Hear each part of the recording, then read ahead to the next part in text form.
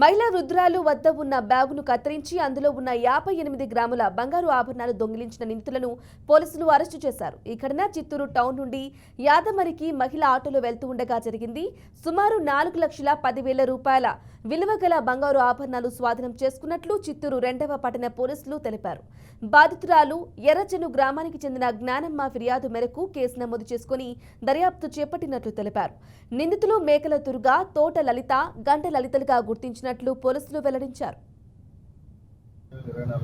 మధ్యాహ్నం 12:30కి జ్ఞానమ్మని యాదమరి మండలానికి చెందిన ఎర్రచెను విలేజ్ చెందిన జ్ఞానమ్మనే ఒక వృద్ధ మహిళ, ఆమె కరెక్ట్గా దర్గా జంక్షన్ నుంచి వాళ్ళ ఊరికి వెళ్ళి యాదమరి టౌన్లో దిగిన తర్వాత చూసుకుంటే తను బ్యాగులో కొంత గోల్డ్, కొన్ని డాక్యుమెంట్స్ పెట్టుకుని అడిగి చూస్తే గోల్డ్ కనపడలేదని అక్కడ చెక్ చేసుకుని బాధపడి మళ్ళీ తిరిగి కూటౌన్ పోలీస్ స్టేషన్ నిన్న ఉదయం వాళ్ళ కొడుకుని పిలుచుకొని వాళ్ళ బంధం తీసుకుని వచ్చి కూటౌన్లో కంప్లైంట్ ఇచ్చింది.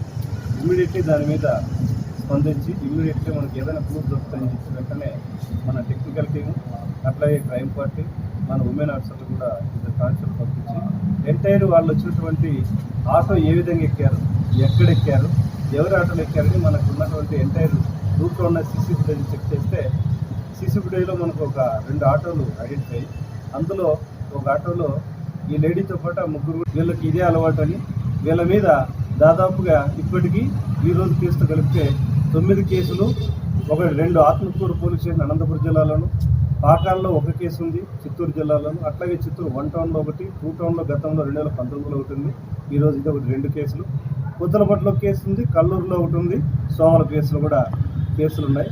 సో వీళ్ళని నిన్న ఈరోజు ఉదయం అరెస్ట్ చేసి బంగారు వాళ్ళ దగ్గర ఏదైతే గోల్డ్ తీసుకెళ్లారో అవంతా ఇంపాక్ట్గా ఉన్నట్టుగా ఆ బంగారును కూడా ఓమనపల్లి స్కూల్ దగ్గర వాళ్ళని అరెస్ట్ చేయడం జరిగింది. సస్పెక్ట్గా ఉంటే వెళ్ళి వాళ్ళని చెక్ చేసి ఇంటికి పోతే అక్కడ దొరికారు.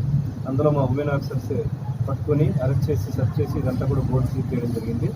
వీళ్ళకి సంబంధించి